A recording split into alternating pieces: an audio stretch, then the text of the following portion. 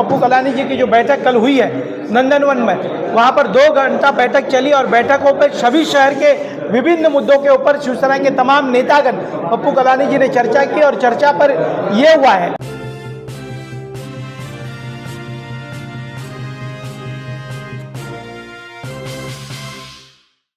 Online पर electronics products की best deal ढूंढ रहे हो तो उल्लासनगर शिवाजी चौक पर मिलेगी सबसे सस्ती डील, सिर्फ महालक्ष्मी सेल्स पर।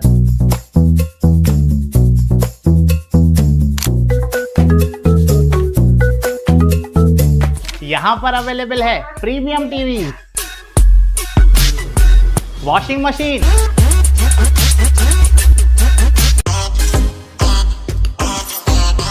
फ्रिज में भी बहुत सारे ऑप्शंस मिल जाएंगे, double door and single door में भी। AC, air cooler, digi cooler, deep freezer, आटा चक्की, laptop, water purifier, home theatre, inverter, batteries. Best offers के लिए विजिट कीजिए Mahalakshmi sales, Shivaji Chowk, Ulhasnagar 3। Planning to purchase property or find a home for rent?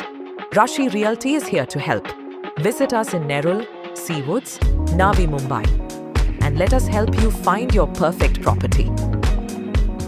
देखिए, कल मुंबई के नंदनवन स्थान घर पर, निवास स्थान पर माजी आमदार पप्पू कलानी जी, शिवसेना के महानगर प्रमुख राजेंद्र चौधरी जी, स्थायी समिति के अध्यक्ष हमारे बिट्टू भाई, बुल्लर महाराज जी, दिलीप गायकवाड़ जी, जमुना दास पुरस्वानी, महेश सुक्रमानी, शिवाजी रगड़े, हमारे साई पार्टी के नगर सेवक दुधानी जी, तमाम साथियों ने मिलकर वहाँ पर एक मुलाकात ली और शहर के जो ज्वलंत मुद्दे हैं, शहर की सीमेंट कंक्रीट की सड़क, ओन सोर्स, उल्लासनगर के महानगर पालिका की इमारत, उसी के साथ साथ रीडेवलपमेंट के शहर में जो एडीटीपी नहीं है, एडीटीपी लाकर उल्लासनगर शहर के रीडेवलपमेंटों की फाइल जल्द से जल्द होनी चाहिए। महानगर पालिका में कमतरता जो ऑफिसर्स हैं, डीएमसी वर्ग के जो ऑफिसर्स नहीं हैं, उनको और ऑफिसरों की मांग की गई। उल्लासनगर शहर में पानी की 2 MLD पानी बढ़ाया जाए, उससे 11 नंबर और 12 नंबर पैनलों पर जो हमारे शिवाजी रगड़े जी है उनकी जोरदार मांग थी। उसी के साथ साथ हमारे शहर की सेंट्रल हॉस्पिटल के हालात दुर्भाग्यपूर्ण है, उसी के ऊपर कामगार हॉस्पिटल का जो बन चुका है उसका उद्घाटन किया जाए।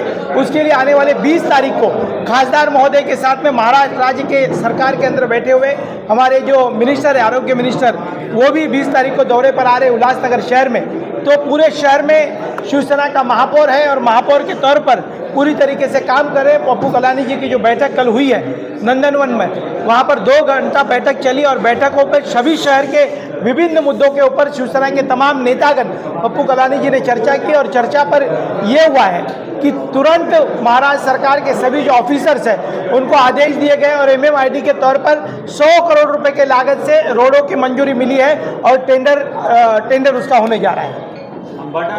अंबरनाथ में जो शिव मार्केट है उसको नोटिस दिया गया था। जो सभी व्यापारी जो है वो आदरणीय पप्पू कलानी जी के पास उन्होंने गुहार लगाई थी। अंबरनाथ, पाचोरा और कोल्हापुर तीनों जगह पर यूडी मिनिस्टर होने के नाते उप मुख्यमंत्री साहब ने उसके ऊपर बैठक बुलाई गई है।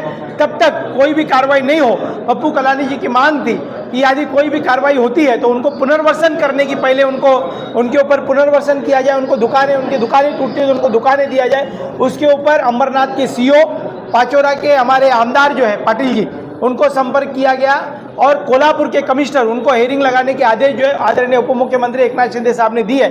उसकी जो पूरी रूपरेखा है आदरणीय पप्पू कलानी जी, महेश सुक्रमानी जी और जमुना दास पुरस्वानी जी, पूरे महाराष्ट्र भर में सिंधी समाज को एकत्रित करने का जो निर्णय है वो एकनाथ शिंदे साहब ने आदरणीय पप्पू कलानी जी और महेश सुक्रमानी जी के ऊपर रखा हुआ है कि पूरा सिंधी समाज जो है उस शिवसेना पार्टी की तरफ आकर्षित करके पूरे समाज को एक साथ एक मंच पर लाकर शिवसेना को मजबूत करने के लिए, संगठनात्मक मजबूत करने के लिए भी जवाबदारी जो है आदरणीय पप्पू कलानी जी के ऊपर रखी गई है। 20 तारीख को सांसद जी आ रहे हैं उल्लासनगर के अंदर, महानगर पालिका पर भी वो आएंगे और महानगर पालिका में सभी विभागों का दौरा किया जाएगा। सभी संबंधित अधिकारियों को बुलाकर पूछा जाएगा कि किस तरीके से DPR, क्योंकि हमें उल्लासनगर शहर में स्कूल्स बनाने हैं। शहर के अंदर सीमेंट कंक्रीट के रोडों का काम चल रहा है। VTC मैदान का जो काम चल रहा है वो स्लो गति में, उसको फास्ट गति देने के लिए उसका ब्यौरा लिया जाएगा। उल्लासनगर शहर में ओन सोर्स के कामों की गति देने के लिए 250 करोड़ रुपए की लागत से जो केंद्र शासन की तरफ जो फाइल गई राज्य की तरफ से, उसके ऊपर एक बैठक लगाई गई है।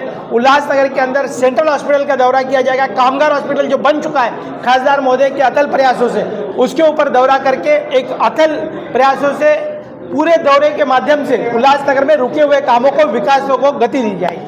भाजपाचं चुकीचं आहे। भाजपकडं पण जे कार्यकर्ते आलेले आहेत ते काही जुने नाहीत, RSS पासून आलेले किंवा अडवाणी आणि अटल बिहारींच्या BJP पासून आलेले नाहीत, त्यांच्याकडे पण इकडून तिकडून आलेले सगळे कार्यकर्ते आहेत। कोणीही कोणत्या पक्षामध्ये जातो आणि तो त्याचं काम करण्याचा प्रयत्न करतो, जो ज्या पक्षात असतो त्या पक्षाचा इमानदारीने काम करण्याचा प्रयत्न करतो। काँग्रेसला इकडे विरोधी पक्ष नेता ते असं आहे की विरोधी पक्ष नेता कोणाला केला जातो, जो विरोधी पक्षाचा असतो, तो विरोधी पक्ष म्हणून निवडून आलेला असतो, त्याला विरोधी पक्ष केला जातो। त्यांना विरोधी पक्ष केलं, जर तुम्ही म्हणता आम्ही युतीमध्ये सत्तेत आहे, मग तुम्हाला विरोधी पक्ष नेता कसं काय दिले जाईल आणि तुम्ही कसं काय घेऊ शकता?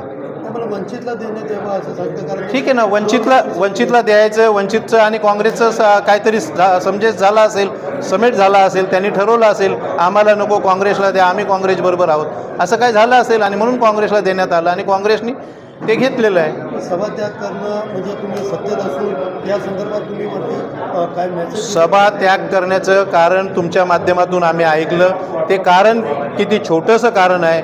एक दिवस अगोदर तुम्ही बैठकीला बसता आणि एक दिवस आपण सगळ्या विषयावर चर्चा करतो आणि सगळे विषय त्यांचे आम्ही पटलावर जे विषय ते विषय आम्ही त्यांचे मंजुरीला घेतो आणि सगळी चर्चा झाल्यानंतर दुसऱ्या दिवशी तुम्ही सभा त्याग करता छोट्याशा कारणासाठी की आम्हाला विश्वासात घेऊन अजेंडा काढला नाही।